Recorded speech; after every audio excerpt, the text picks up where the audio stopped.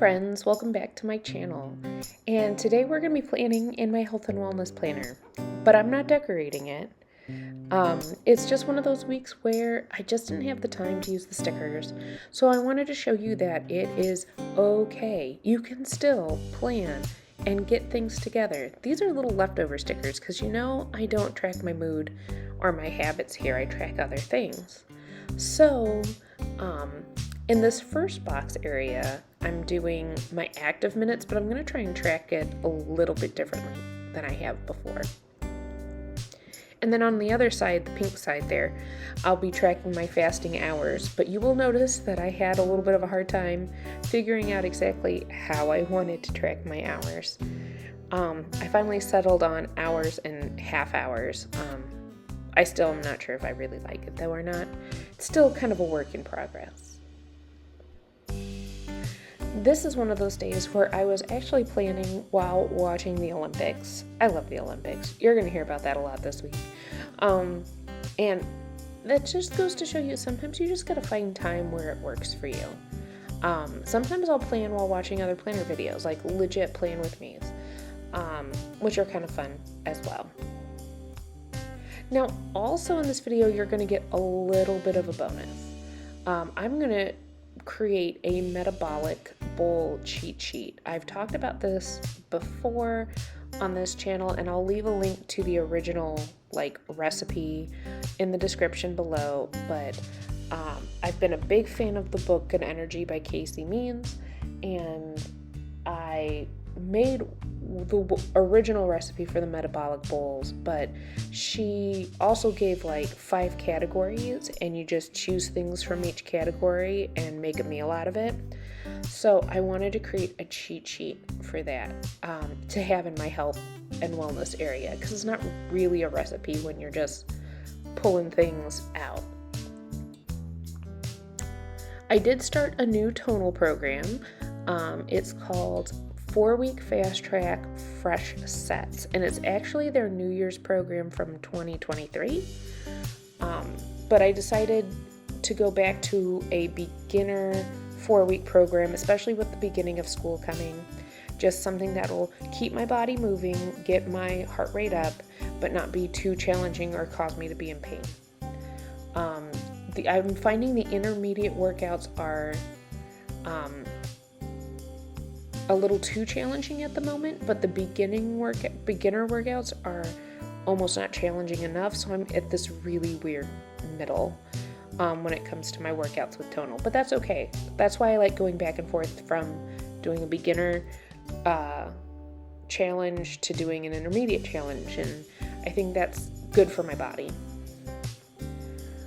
And where did I get this grid paper or graph paper from, you might ask? Well, none other than Dollar Tree. I was like, you know what? This would be a great and easy way to have extra sheets for my planner, and I can cut it apart, and I don't feel bad cutting apart a $1.25 paper. I don't know if you do, but I don't. So, there you go. So there are 5 categories to these Metabolic Power Bowls. The first are the bases, and I will say I don't think I'll go back to frozen cauliflower rice because I have learned how to make it myself in the food processor, and it's amazing. So that was one. I'm also interested in trying, I have a package of Hearts of Palm pasta. So when we're talking about the bases, so we're looking at alternative rices like veggie rices, alternative noodles, that kind of thing. Then omega-3s, and there's a list there of all the different omega-3s. I didn't realize how many omega-3s there were out there in the world. Fiber, colorful micronutrient and antioxidants, and then probiotics. And one thing that I find really interesting about this style of bowl making is that there are a lot of things that are in both in multiple categories. So when you're pulling things, you're going, oh, well, this also hits this mark and this mark. and it's really tasty. It's really, really tasty. The one thing I didn't put on this, and maybe I'll throw it on the back later, are the sauces ideas, like pestos or miso or things like that. So I just didn't have space on the front, and I was like, well, we'll think about that for another time.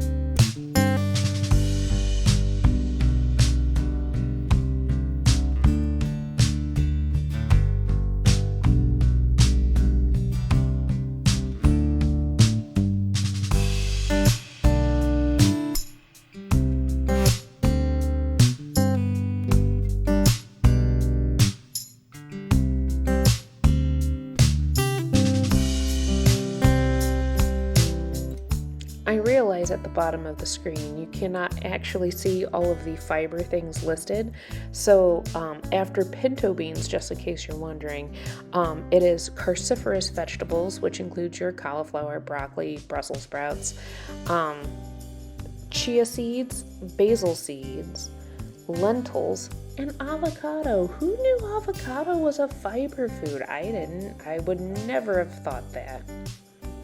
Ever. But here's what I'm talking about. You'll notice that in the fiber category, you have the cruciferous vegetables, which you'll also find in the bases and in the colorful micronutrients and antioxidants when you're looking at where broccoli and cauliflower and all that land. It's really neat, and it's really interesting to think of food this way, of how it is helping my body.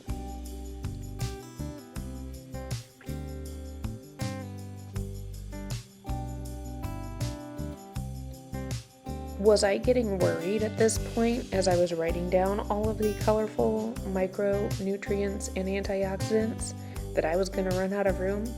Oh yeah, I was getting worried. That's a long list.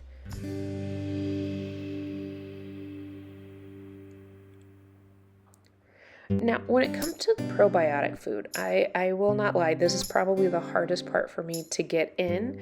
I do eat a lot of non-fat unsweetened Greek yogurt, so there's that.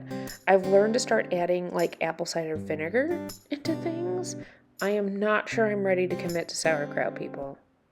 If you are a sauerkraut connoisseur, please help me out with that, because I don't know.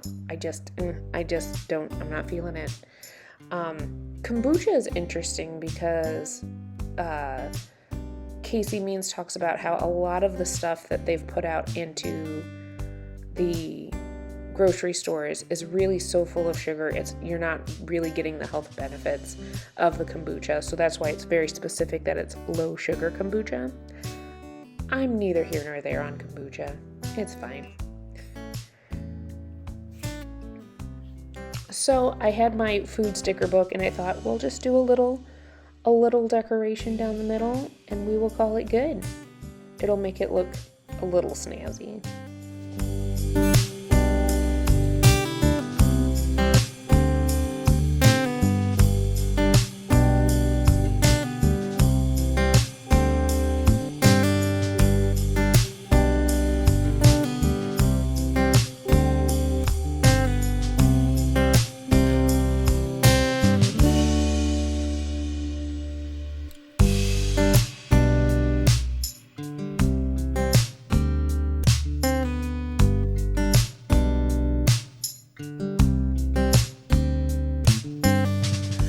So thanks for joining me today. If you like this video, please give it a thumbs up and consider subscribing if you want to see more of my videos. If you try one of these metabolic bowls, or you make your own following a cheat sheet like this, let me know in the comments below. Or if you're on Instagram and you post it, tag me, because I would love to see what you created. These are probably going to be a big portion of my lunches for the school year. So hopefully I'll also be posting some pictures of my fun metabolic bowls as well. Catch you in the next one.